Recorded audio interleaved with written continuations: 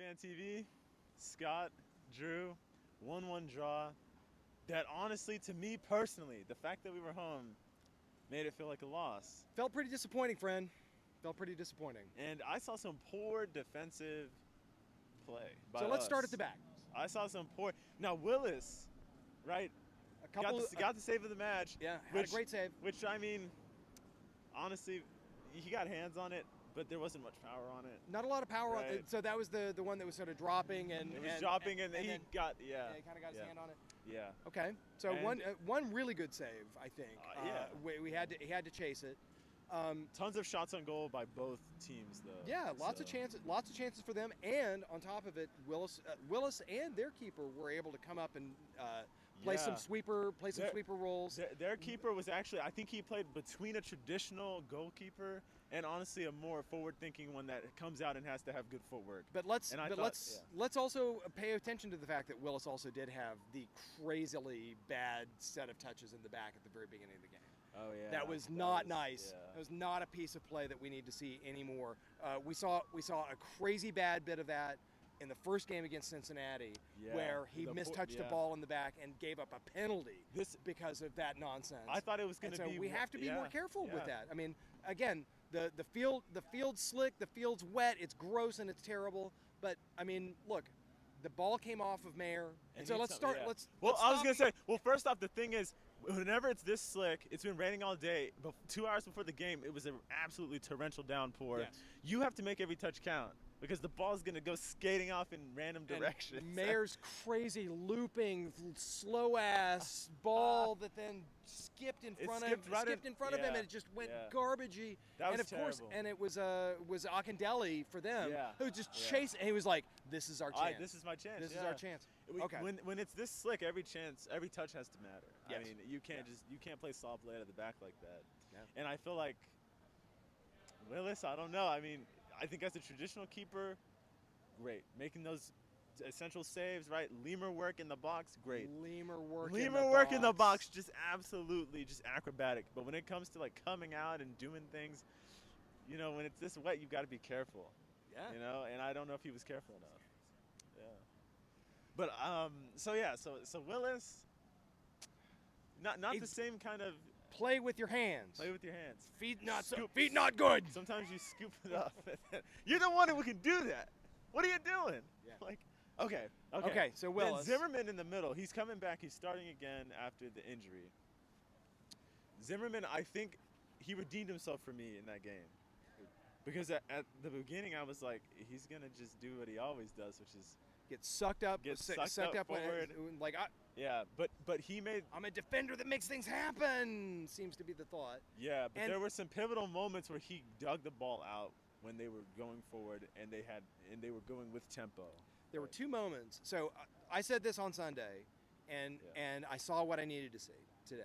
I didn't see it on Sunday, which was I needed to see Walker Zimmerman run full tilt Oh yeah, because of the hammy. Yeah. And I was worried that that he was not gonna That he can't, not gonna run full tilt for the next 3 or 4 games. Well, because it's always after a hammy like that. I mean, it's Yeah. getting better, but you've got to build your way back up to full speed. So I didn't ever see him play it having to run full tilt, chasing anybody down. He had to, but there was one time where he was sucked up into again standard Walker Zimmerman stuff, where it's like I'm the defender who can make things happen thing, and he beat ass back and he went full tilt to come home. Yeah. And so that was whenever I saw the recovery play from from Zimmerman actually make it, and it was like, okay, he saw that he needed to recover, and the hammy was good enough for him to be able to get back. The hammy was That good was enough. that was what I wanted to see. And the other central defenders, we had Mayer Romney. and we had Romney. And we saw Mayer's really, I think, poor defending in the box for their set piece goal. Yeah. Where Pereira just got a chance to loft it in really, really pretty, right? But him just getting beat out there, I think, honestly, I don't know. And even before that, he was, I think, having a negative impact on the game. Yeah. In terms of clearances, because I don't think he's quick enough on his feet to get the ball off. So I think the clearances, I think that either clearances or just simple passes. I think that there were a handful of times where he try to touch to come around somebody, to be able to be like, look, if I'm I can touch around this guy, then all sorts of space and I can make a great pass. And he just touched the ball into him. And so I think that, and again, it was Akindele who was really kind of playing poacher for them and really kind of jumping on him. And so it felt like we were playing Ajax. Yeah. like these weird deflections. And like, just, how's this ball end up there? Yeah, right? yeah. So and competent, and I think that Romney played a competent game tonight. There were lots of times where I think that he might have been outrun. He's not the fastest guy, and he had to be on either Akindele or who's their other Michel. Michel is just so fast, and so there were a lot of times where it was like, look, I looked at him, it was just like he's going to get outpaced. He's going to get outpaced. And the way Michel, if you paid attention to the way he was running, I mean, honestly, I don't even know what position he was playing because he would come back so far. Back yeah, all the way back. But then he would, sometimes drop into the center. Then I think it was, I don't remember who for them, but would come out into the wing more. So the way that he was playing, I think, was great, and it confused me and definitely confused him too. Yeah, it wasn't.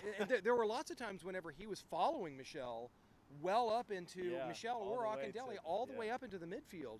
And so there were times where it's like he's up and he's crashing somebody, and you're like, dude, like you're up past all of our midfielders. Like you're up past. I was gonna say, and the thing is, the forwards. I mean, since we're working from the back, the 3-5 means that, right? You've got the 3 flat across the back. Yeah. Now he's coming up and making, turning into like 6 in the midfield. Right. Here's the problem though, we're supposed to have, right, who formerly were the 2 wing backs in the 4 situation where you had the 4-4-2. Coming back and making it 5 flat across the back. Yeah. Yeah. Now he's coming up.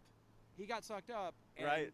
And we got our wingers supposed to be dropping back, and Johnston had a great game. I think Johnston had a perfect game. Yeah. I think Johnston did everything right.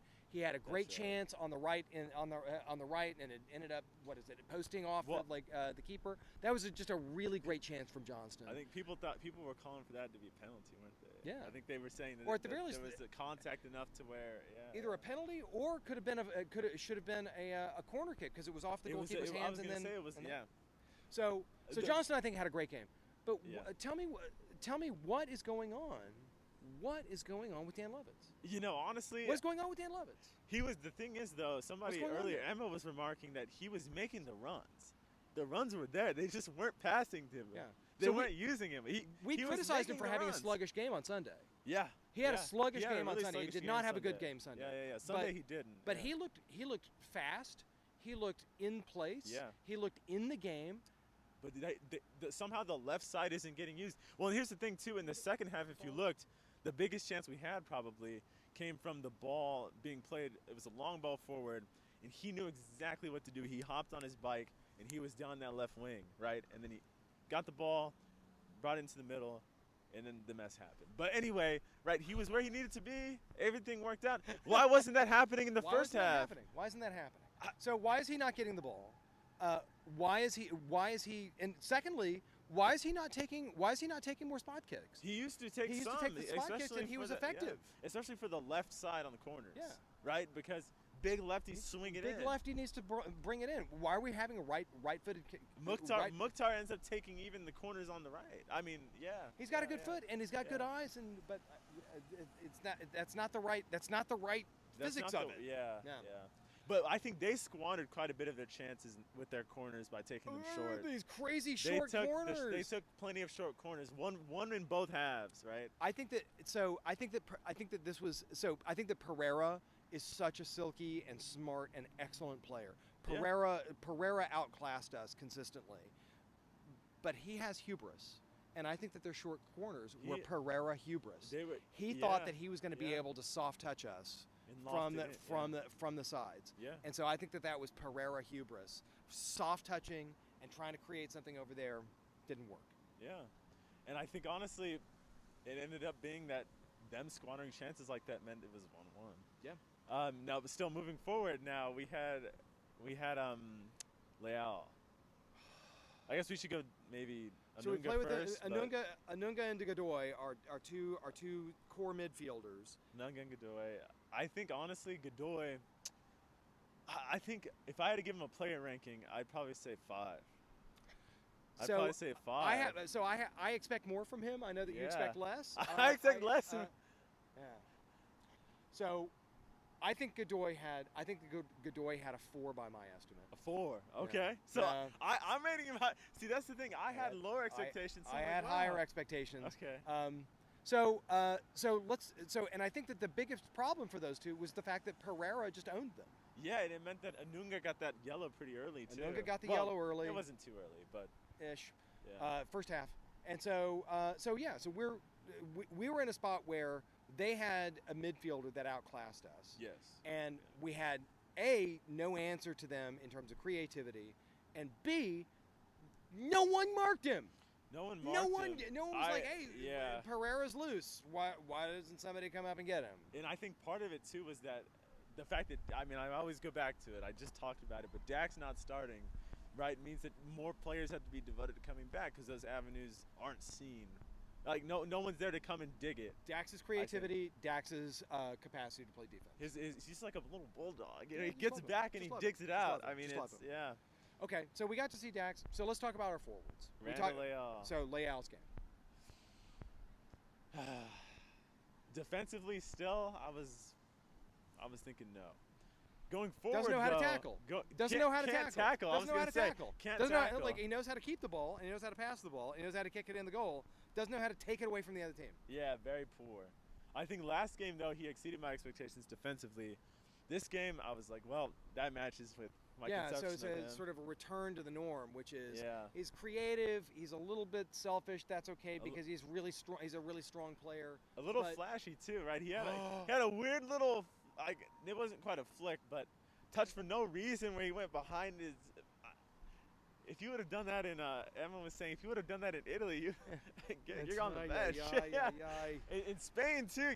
Get out. If Pep Guardiola sees you doing that, get on the bench. Why take the risk? Why do something flashy like that?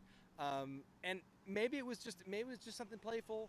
Like I don't have a lot to criticize him on that one. I just thought that his defense was terrible, and he didn't contribute as much as he normally does offensively. No. So we said on Sunday he had become the full player, and now I think that what we see is a sort of a revision, a return to the norm. Yeah. So a return to the mean. So look, I mean, he's a strong player, and I think that he had really positive runs. He sees space. He knows how to pass. Those three in the front that we've got. His overlapping runs are good with Mukhtar too. I think I have to admit that. No matter what, his overlapping runs with Mukhtar are great. You know, if we calculate for the fact that he's crap on defense, that's okay. In fact, he shouldn't need to. With the 3 flat across the back, he shouldn't even need to. And the 2 defensive midfield, like the more you think about it, how we're built from the back forward, it makes no freaking sense. Yeah. But maybe a final word on the forwards. All I gotta say is good. Yeah, I think good play. I think the good play from Mukhtar. Good. I think a very good play from Mukhtar. I think that there was a lot of really creative stuff. He was energetic. He was positive. Created chances for himself and others. Yeah. It was often a little bit selfish. I think that that's okay. I think that these guys. I think that these three are. It's okay for these three to be kind of selfish. Yeah, there were a couple of times where Mukhtar just kind of like kicked it right to the right at the goalie's feet. But okay, so let's start. Let's start. So let's finish with Sapong. CJ gets the goal. Man of the match. I guess. Well, that's what he got. I guess. I'm reporting to you. I'm not deliberating with you. He won man of the match. I guess you can't derive an yes, art from an is. That's what they said. Okay. So he was announced as man of the match. Maybe you have other thoughts. I guess. I mean, he scored. The problem is, guys, you can't look at things in terms of goals, especially when Emma's grandma could have scored that. His grandma could have scored that. Well, it turns out she's an excellent soccer player. In the wheelchair. That's from what I understand. In she's the an wheelchair. Soccer player. She's like all of Sicily is like in awe from the wheelchair of Grandma Costa. From the wheelchair. So we have a little bit of a. So we have some folks saying like that was an amazing goal with the kind of pirouette and the turn was, and I had just been making fun of him for not being clinical. I was like, he's not clinical in the box. He can't do the fancy forward. He just heads it in. He's good at heading down, but he did the thing. Yeah, he did the thing. And then Ake Lova came on. And all then of us- Ake Loba came on, and then all hope was lost. NSC fan teacher.